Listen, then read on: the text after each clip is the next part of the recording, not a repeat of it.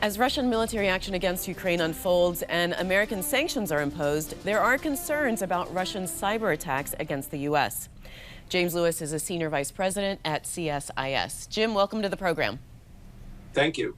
So you've concluded in your writing that a Russian cyber attack against U.S. critical infrastructure is highly unlikely. Why? Because Vladimir Putin, whether we like him or not, is very shrewd, and he's calculating what would be the benefit I would get from enraging the United States. That doesn't mean he might do things. There's probably some temptation to do something like colonial pipeline, but no big turning off the power grid, no big attacks. It just doesn't advance their interests. Right now, he wants to concentrate on conquering the Ukraine, and poking a stick into the United States doesn't help them do that. Well, but what about something that's a little bit less than critical infrastructure, something that would cripple parts of the U.S. economy just to retaliate for sanctions? Putin has a choice, and it appears that for big cyber actions, he is the person making the decision. And so one choice is, does he let Russian government agencies do some kind of cyber attack against the U.S.? That's a little higher risk. Lower risk would be to encourage Russian cyber criminals, who are better than most governments, to increase the pace of ransomware, to go after financial targets. That might be the most attractive option for him, but it's not a massive cyber attack. It's fraud, robbery, crime. I think that's going to be the temptation for him. And he may not do anything because he's a little preoccupied at the moment. You know, you say that Putin has gained and kept the initiative and that the U.S. reacts to Russia and not the other way around. Do you think Russia has learned how to manipulate the West? Oh, absolutely. Russia has learned how to manipulate the West, and Putin is a master of it. He is a former KGB officer. This is his stock in trade, and he is pretty good at calculating how much he can get away with, how we're likely to react. He doesn't have a high respect for NATO or the US or our allies. He thinks we're in decline. And so he looks for ways to push us around.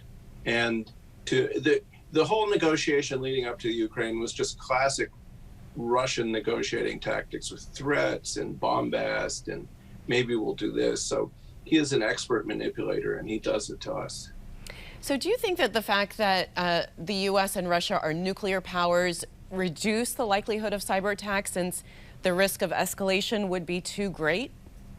That's the big factor that overhangs all cyber confrontations between nuclear powers, is none of them want to cross that line. None of them want to lead to anything that might create the possibility of nuclear war.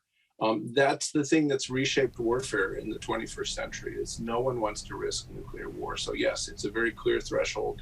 The Russians are good at staying just below the line when it comes to doing things to us.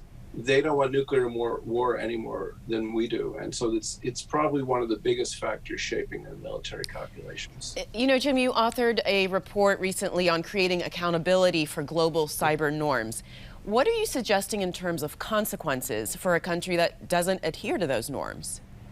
If you look at Russian behavior, they actually started hacking US computers in the 1980s. It's amazing, right? And so they've been getting away with this for about 40 years without significant penalty. And in the last year, the Biden administration has figured this out. They're moving in the right direction. But the Russians don't really get that much damage out of sanctions. I mean, Putin doesn't care if his citizens suffer. I mean, you know, it's not a way to, the Russians are inured to sanctions. So we need to think of other things we can do to increase the penalty, increase the risk of engaging in cyber action. Because right now there's no cost. Why should they stop? Well, you know, cyber attacks can have unintended consequences. So, you know, a ransomware attack can be just intended to make some money, but it could end up impacting critical infrastructure and have much more widespread damage than was originally intended. And that's not a hypothetical possibility. Of course, there was NotPetya, Russian military intelligence attack against the Ukrainian tax authorities some years ago.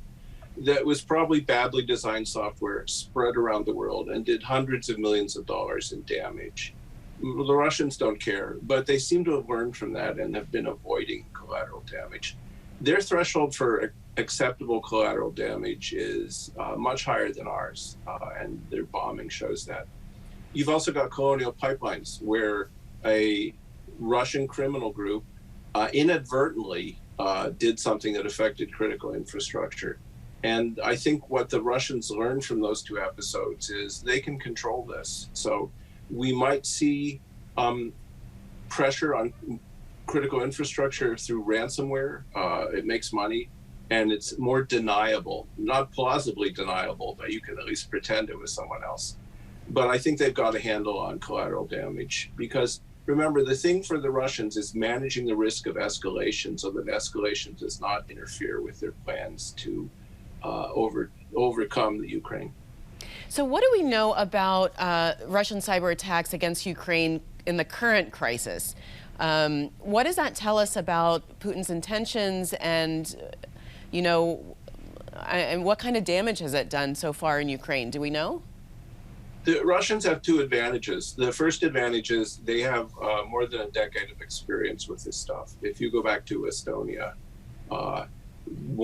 about 15 years ago, they have figured out how to do this. They've used it. They have lots of practice, and they have doctrine. They know where does information warfare fit in, where does misinformation, where does attack on critical infrastructure. They have another advantage in Ukraine, which is they built Ukraine's critical infrastructure. They know it inside and out. It's like having the builders of your house wanting to break into it. So that's a unique advantage for them there. And they have used all of the levers they have. They've done disinformation. They've done service disruption. They've put threats on government websites. So it's a very comprehensive strategy. It's integrated into their larger military strategy. And this is a place where the Russians have a real advantage. All right. Well, Jim, we appreciate you being on the program. Thank you very much. Thank you. Thanks for watching. If you enjoyed the video, give it a thumbs up and subscribe to our channel so you don't miss out on any future Government Matters interviews.